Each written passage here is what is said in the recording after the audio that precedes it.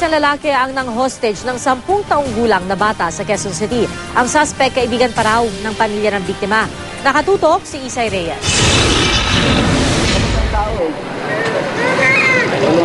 Tila binging ang lalaki ito sa mga iyak at pagmamakaawa ng 10 taong gulang na batang hinostage niya kaninang madaling araw. Sinubukan ng mga pulis ang lahat ng pakikipagnegosasyon para pakalmahin ang suspect na may ice pick. Humiling ang suspect ng jeep at taxi para ihatid daw siya sa airport at makauwi sa probinsya. Ang ina ng suspect naglabas naman ng krus at dinasala ng anak. Pasado alas 7 ng umaga, nakahanap ng tiyempo ang ina.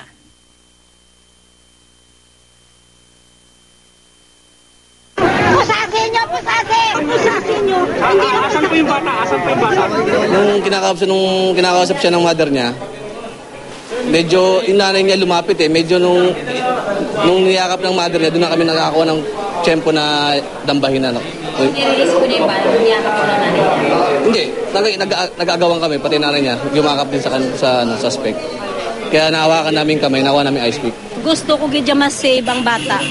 Ang bata gid ma-save. Dumating kagabi galing Cavite ang suspect. Pinatuloy ng pamilya ng biktima dahil kaibigan daw nila. Ipinaalam nila sa ina ng suspect na naroon siya. Pagdating ng ina, nagwala na raw ang suspect at ng hostage. Hindi ko alam na sumunod pala ito. Ipagkita niya sa nanay niya, gusto niyang saksakin. Sabi niya ito ng peke-peke. Nagtago kaming dalawa. Ito palang nahagip niya si Jason. Pumayag ang pamilya na makapanayam ko ang biktima. Anong pagkakakilala mo dito kay Kuya Rami? Kaibigan. Anong sinasabi mo kay Kuya Rami habang ginagawa? Huwag. Ha? Huwag. Ano sabi niya sa'yo? Wala. Wala, nagpatuloy lang siya. Hindi may paliwanag ng suspect kung bakit siya ng hostage. Kakasuhan siya ng illegal detention.